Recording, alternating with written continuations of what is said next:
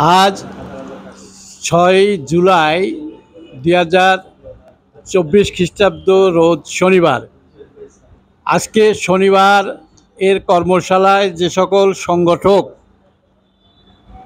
উপস্থিত হয়েছেন, আমরা এখন কে কোথা থেকে এসেছি এই পরিচয় পর্ব দিয়েই আমরা আজকের এই ভিডিওটা ধারণ করতে চাই। তা আমি ডান পাশ থেকে শুরু করি পরিচয় পর্বের ইয়াটা। আসসালামু আলাইকুম, আমি ক্যাপ্টেন আইনুল হক, অন্যতম সংগঠক অহিংস গণঅভ্যুত্থান বাংলাদেশ। আসসালামু আলাইকুম, আমি মোহাম্মদ আমির হোসেন, ৫৫ ওয়ার্ড ঝাউচর হাজারীবাগ থেকে আসছি। আমি জালালউদ্দিন আহমেদ, অহিংস গণঅভ্যুত্থান বাংলাদেশের অন্যতম সংগঠক, ঢাকা থাকি। আসসালামু আলাইকুম, আমি শফিকুদ্দিন সরকার, মধুপুর টাঙ্গাইল থেকে আসছি। আসসালামু আলাইকুম, আমি মোসাম্মদ নাসিমা খাতুন, আমি জামালপুর সদর থেকে আসছি। আমি মোসাম্মদ মুর্শিদা খাতুন, মধুপুর টাঙ্গাইল।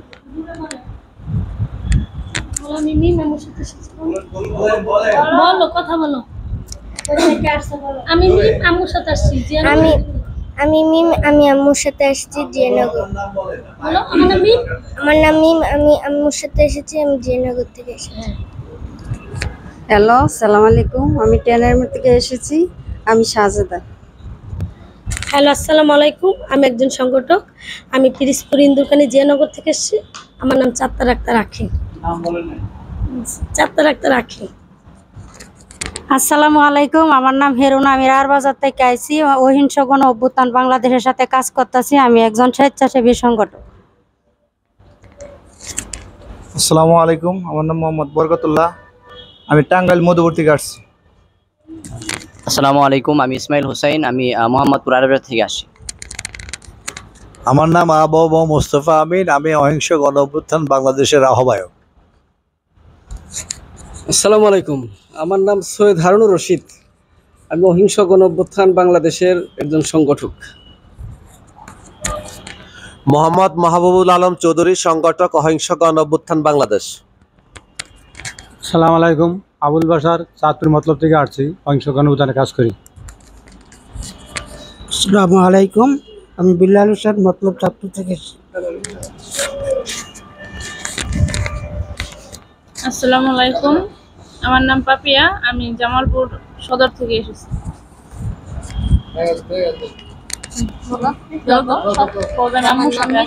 আসসালামু আলাইকুম, আমার নাম মিথিলা, আমি আম্মুর সাথে আসছি। আসসালামু আলাইকুম, আমি জামালপুর সরিষাবাড়ি থানা থেকে আসছি। সবাইকে ধন্যবাদ এবং শুভেচ্ছা জানাচ্ছি।